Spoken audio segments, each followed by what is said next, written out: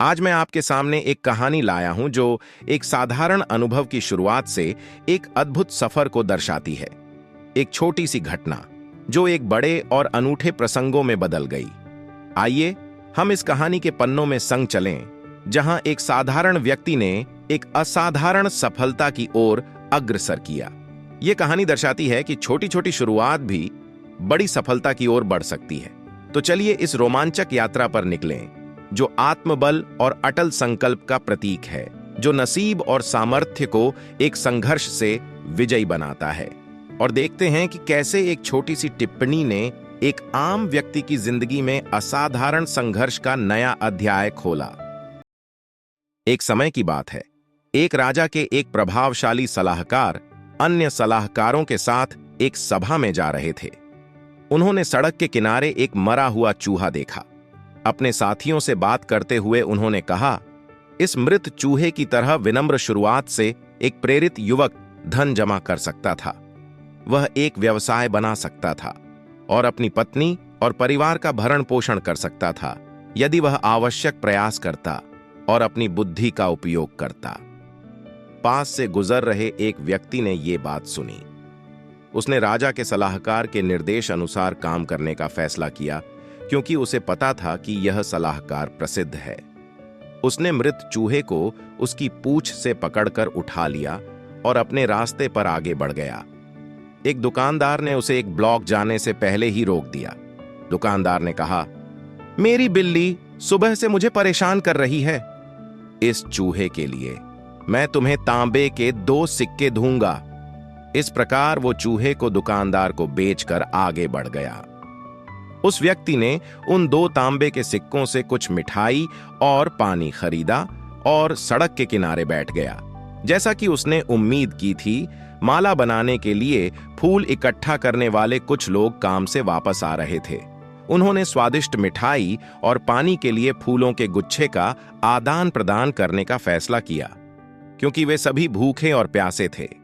उसी शाम उसने वो फूल बाजार में बेच दिए। अगले दिन वह उन पैसों से खरीदे गए स्वादिष्ट मिठाई को फूल बीनने वालों को बेचने के लिए लौट आया। यह कुछ समय तक जारी रहा, पर एक दिन तेज हवाओं और भारी बारिश के साथ एक बड़ा तूफान आया। उसने कई शाखाओं को देखा जो पेड़ों से टूटकर राजा के बगीचे में इधर उधर बिखर गई थीं। इसलिए उसने राजा के माली को एक प्रस्ताव दिया, अगर वह शाखाओं को रख सकता है तो वह उसके लिए सारा बगीचा साफ कर देगा। माली आलसी था और राजी हो गया। उस व्यक्ति ने देखा कि सड़क के उस पार कुछ बच्चे खेल रहे हैं। उसने बच्चों को राजा के बगीचे में बुलाया और शाखाएं उठाने के लिए मदद करने पर हर बच्चे को एक मिठाई देने का वादा किया। बच्चे खुश हो गए और उसकी मदद करने को तैयार हो गए। तभी राजा का कुम्हार प्रकट हुआ, जो अपने ओवन के लिए ईंधन की खोज कर रहा था।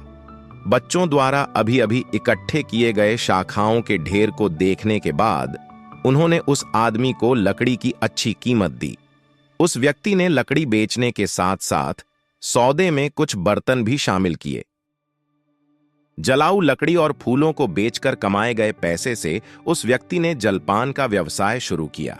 शहर में जाते समय पड़ोस के सभी घास काटने वाले एक दिन उसकी दुकान के पास से गुजर रहे थे। घास काटने वाले बहुत ज्यादा थके हुए थे और भूख और प्यास से व्याकुल थे। उनकी ऐसी हालत देखकर उसने सभी घास काटने वालों को भरपेट भोजन कराया और उसके बदले उनसे पैसे भी नहीं लिए। उस व्यक्ति की दया से प्रभावित होकर घास काटने वालों ने पूछा, हम आपके लिए क्या कर सकते हैं? उस व्यक्ति ने उन्हें सूचित किया कि वह उन्हें समय आने पर जरूर बताएगा। एक सप्ताह बाद उसे पता चला कि एक घोड़ा विक्रेता अपने 1000 घोड़े बेचने के लिए शहर में आ रहा है। यह सुनकर उसने घास काटने वालों से संपर्क किया और प्रत्येक को घास की एक गांठ लाने को कहा। उसने घास काटने वालों को निर्देश दिया कि जब तक वो अपनी सारी घास घोड़ा विक्रेता को बेच ना दे, तब तक वो लोग उससे संपर्क ना करें। इस तरह से वह बहुत कुछ प्राप्त करने में सक्षम हो गया। कुछ समय बीत जाने के बाद उसके जलपान उद्योग के कुछ संरक्षकों ने उन्हें बताया कि एक दूर के देश का एक नया जहाज बंदरगाह में अभी अभी लंगर डाले हुए है। उसका मानना था कि यही वह मौका है जिसका वो इंतजार कर रहा है। उसने तब तक सोचना जारी रखा जब तक कि उसने एक मजबूत व्यावसायिक रणनीति तैयार नहीं की। सबसे पहले वह एक दोस्त से मिलने गया जो एक जौहरी था और कम भुगतान करके उससे एक बेहद कीमती सोने की अंगूठी खरीदी जिसमें एक आश्चर्यजनक लाल रूबी था।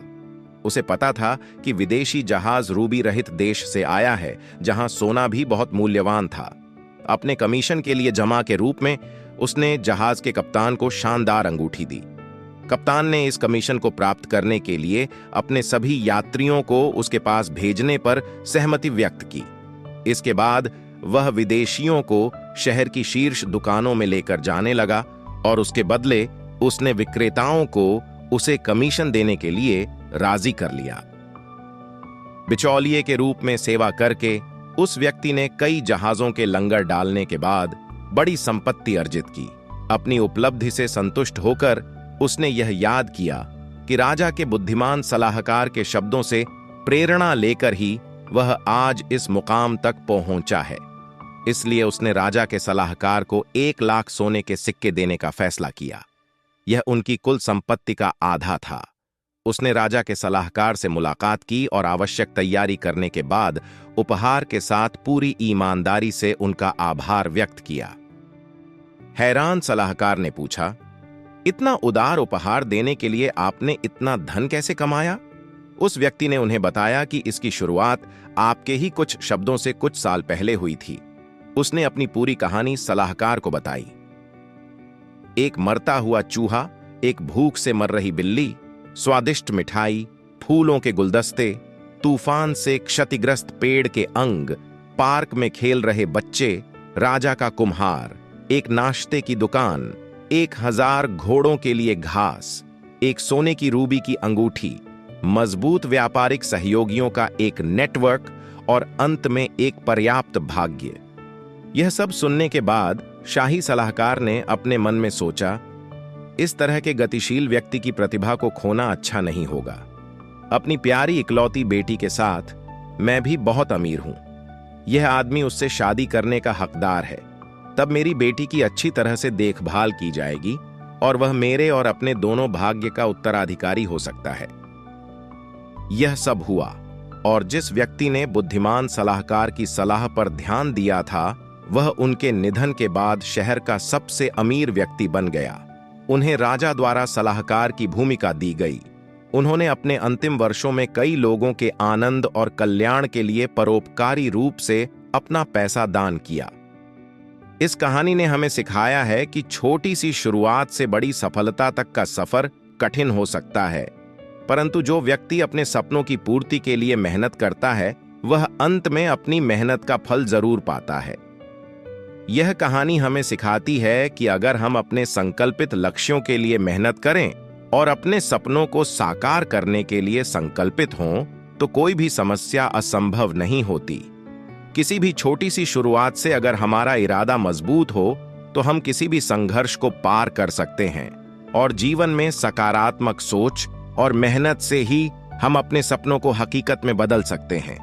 आशा करता हूं आपको ये कहानी पसंद आई होगी, इसीलिए वीडियो को लाइक करें और चैनल को सब्सक्राइब करना ना भूलें। धन्यवाद।